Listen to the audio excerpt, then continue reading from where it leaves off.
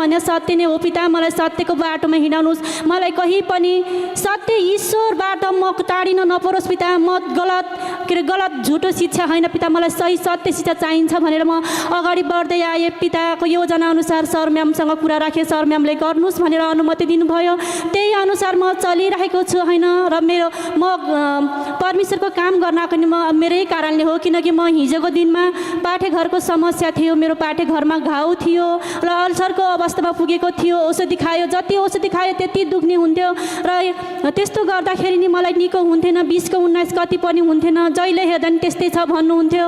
र अनि फेरि आँखाको चस्मा, आँखामा पनि 6 महिनामा चस्मा पावर फेरि राख्नुपर्ने अवस्था थियो भने आज ईश्वरले चस्मा पनि फेर्न नपर्ने गरी र आज औषधि पनि पाठेघरको औषधि पनि खान नपर्ने गरी पिताले मलाई भलासँग राख्नु भएको छ। पिता हजुरलाई करोडौँ धन्यवाद येशू मसीहको नाउँमा। र यस्तो महिमा गर्दै जाँदै क्रममा धेरै कष्ट कठिनाइहरू आउँछ, हालत आउँदैन भन्नै पर्दैन, सर हजुरले भनिराख्नु भएको थियो। त्यही अवस्थामा म भर्खर जुट्दै महिमा गरेर हिँड्दै गरेको अवस्थामा मेरो श्रीमानलाई 81 श्रीमान हजुरलाई 81 के अरे पखला लागेको 6 बजेदेखि होइन 8 बजे 8:30 बजेको भित्रमा त सर हजुर ढल्नुभयो। परमेश्वर हजुरलाई धन्यवाद येशू मसीहको नाममा। त्यतिखेर मैले राम्रोसँग जानेको थिएन, पिताको काम गर्नलाई सिक्दै थियो, तर पिताले मलाई सिकाउँदै जानुभयो। त्यो समयमा म्याम हजुरले सूचना नानी हजुरको गवाई बताउनु भएको थियो, त्यति समय मैले त्यस गवाई सुनेको थियो। पिता हजुरले सानो बच्चा नानुलाई त हजुरले जीवित 2.5 घन्टामा 2.5 घन्टामा जीवित गर्नुभयो भने मेरो श्रीमान पनि पिता हजुरकै छोरा हो। पिता हजुरकै हातमा सुम्पेर मैले प्र्याक्टिकल गरेर हेरेँ भनेर अनि मैले हस्पिटलको लानको लागि मैले गाडीमा चढाएर लगेँ होइन। गाडीमा चढा जबसम्म त्यो ठाउँमा पुग्दैन पिता म तबसम्म म आँखा खोल्दिनँ, हजुरसँग मैले यही बाचा राखेँ भनेर म ईश्वरसँग बोल्दै अन्य भाषा गर्दै गएँ होइन। गर्दै गएपछि ठ्याक्कै ठाउँमा पनि पुग्यो। सर हजुरलाई छाम्दाखेरि पुरै अब छाम्दाखेरि सास बास्के पनि त्यस्तो हुन्थेन। अनि जब मैले यस्तो कन्चेटमा यसरी छाम्दाखेरि त्यो यस्तो चल्छ नि त नसा होइन, त्यो चलेको भुकभुक चल्दाखेरि यही रहेछ जस्तो लाग्थ्यो, तर अन्य भाषा बोल्न छोड्थेन। अनि जब ठाउँमा पुगिसकेपछि अनि सर हजुरले मलाई टोइलेट जान्छु म भन्नुभयो, झराएर लगेपछि पिता हजुरले त्यो ठाउँदेखि त यो ठाउँमा उठाउनु भयो भने पिता मलाई कसैले समाउनु पर्दैन, म एक्लै आफै हिँडेर जान्छु भन्ने एकेको बनाउनु छ ईश्वर भनेर मागेको थियो। उति घरि एकछिनपछि त मलाई कसैले नसमाउनुहोस्, म आफै हिँडेर जान्छु भन्ने एकेको पिताले बनाउनु भयो। ईश्वर हजुरलाई करोडौँ धन्यवाद येशू मसीहको नाउँमा।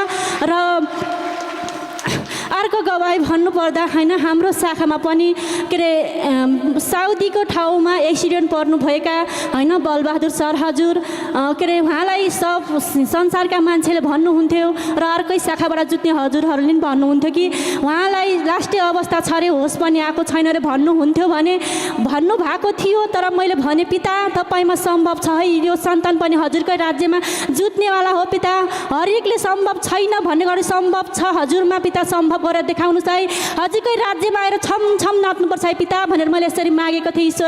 ईश्वरसँग मागेको थियो र आउनुभयो। आएपछि त परमेश्वर बेसरी खुट्टा खप्न नसक्ने अवस्था भएको, सबै भाँचिएको होइन, 2टा बैशाखी टेकेर हिँड्नुपर्ने अवस्थाको थियो भने परमेश्वरको राज्यमा जुट्दै होइन महिमा गर्दै हिँड्नुभयो। आज त्यस्तो अवस्थाको मान्छेलाई आफै हिँडेर पनि इन्डेको ठाउँमा जागिर खाने एकेको पनि पिताले बनाउनु भयो।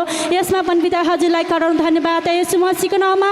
र एउटा म्याम हजुर हुनुहुन्थ्यो होइन, उहाँहरू पहिला हामी साथमै जुटेको थियो र बिहा गरेर गएपछि उहाँ के अरे जुट्न पाउनु भएको थिएन। लास्टमा बिचमा आएर अस्ति भर्खरको गवाई हो, उहाँलाई के अरे ब्लड बमेट गर्नुहुन्थ्यो अरे होइन, त्यसपछि ढल्नुभयो अरे। अनि त्यसपछि उहाँलाई सरहरू उहाँ पढ्दै हुनुहुन्छ क्या, अनि उहाँलाई सर हजुरहरूले भन्नुभयो अरे हजुर हस्पिटल जानुपर्छ भन्नुभयो अरे। अनि गोर्खा हस्पिटलमा जानुभयो अरे होइन। जानु भएपछि के भन्नुभयो अरे डाक्टरले भने हजुरको मुटुमा पाल परेको छ भन्नुभयो अरे होइन, मुटुमा पाल परेको छ, कानमा पनि किरा पसेको छ भन्नुभयो अरे। अनि उहाँले मलाई सुनाउनु भएको थियो ईश्वरमा मन दिनु, आनन्द गर्नु ईश्वरमा सम्भव छ, नआतिनु, यो त केही होइन महिमाको लागि हो भन्थ्यो होइन।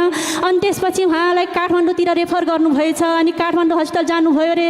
अन्य भाषा गर्दै परमेश्वर तपाईँमा त भरोसा छ, तपाईँमा साथ, मेरो साथमा तपाईँ हुनुहुन्छ भन्दै अन्य भाषा गर्दै जानुभयो अरे। भजनद्वारा उत्साहित कानमा इयरफोन लाउँदै हिँड्नुभयो रे अनि जानुभएपछि त चेकअप गर्नुभयो रे चेकअप गर्नुभएपछि त हजुरको मुटुमा पल छँदै छैन होइन कानमा किरा पनि छँदै छैन भन्ने के को पिताले गर्नुभयो रे होइन यसमा पनि पिता हजुरलाई करोडौँ धन्यवाद यसो मसीहको नाममा परमेश्वरले गर्न नसक्ने त केही छैन हाम्रो जीवनमा अनगिन्ती कार्य गरेर देखाउनु हुन्छ होइन यसमा पनि पिता हजुरलाई करोडौँ धन्यवाद यसो मसीहको नाममा अर्को गवाई भन्नुपर्दा त एउटा आमा हजुर हुनुहुन्थ्यो मुटु दुखेर होइन फात्रा फात्रा हुनुभएको थियो दिसा पिसाब आउला जस्तो हुने तर नआउने रातिको समय पनि भन्न नपर्ने दिनमा पनि भन्न नपर्ने राति राति नै रिजर्भ गाडी गरेर जानुपर्ने अवस्थाको आमा आउनु भएको थियो भने आज उहाँ आमा पनि मलाई परमेश्वरको राज्यमा आएको थियो जुन दिनदेखि रोमिदोसको नयनकार हो त्यो दिनदेखि पिताले मलाई भला चङ्गा गर्नुभयो म कतै जानु पर्दैन भन्ने के बनाउनु भएको छ परमेश्वर हजुरलाई करोडौँ धन्यवाद यसो मसीहको नाउँमा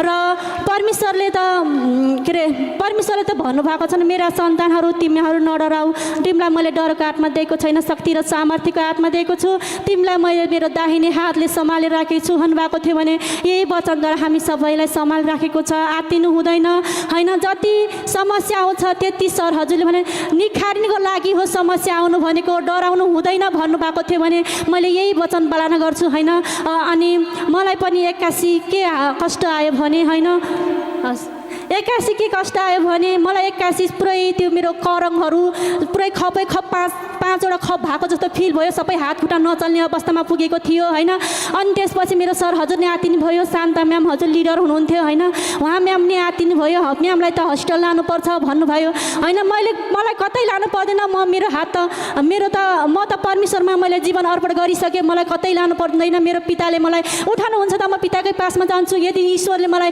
बचाउनुहुन्छ त म ईश्वरको महिमा गर्छु भने म यति उत्साहित हुँदै अन्य भाषा गर्दै बस्दा 45 मिनटको समयमा मलाई पिताले जस्तोको तस्तै बनाउनु भयो यसमा पनि पिता हजुरलाई करोडौँ धन्यवाद यसो मसीहको नाममा किनकि आज हामी वचन शिक्षा खान आएका हौँ सर म्याम हजुरको मुखद्वारा होइन किनकि त बोल्न त धेरै गवाई त कति छ होइन पछि बोल्दै गरौँला परमेश्वरलाई धन्यवाद यसो मसीहको नाममा यति महान अगुवा हाम्रो सर हजुर म्याम हजुरको लागि अझै पनि शिरभन्दा माथिल्लो जो ताली बजाउनु होला पिता हजुरलाई करोडौँ धन्यवाद यसो मसीहको नाममा यति भन्दै दिन के अरे जतिसुकै भयो गवाईहरू होइन यही गवाईद्वारा हजुरहरू सम्पूर्णमा पनि दबाई भइसक्यो र हजुरहरूको गवाईद्वारा मेरा शाखा लगायत म लगायत मेरो परिवार लगायत सम्पूर्ण दबाई भइसक्यो भन्दै परमेश्वर पितालाई करोडौँ धन्यवाद म येशूको नाममा र एकचोटि सरौँ हजुर म्याम हजुर र पिता परमेश्वरको लागि शिरभन्दा माथि ताल बजाउनु पिता हजुरलाई करोडौँ धन्यवाद येशू मसीहको नाममा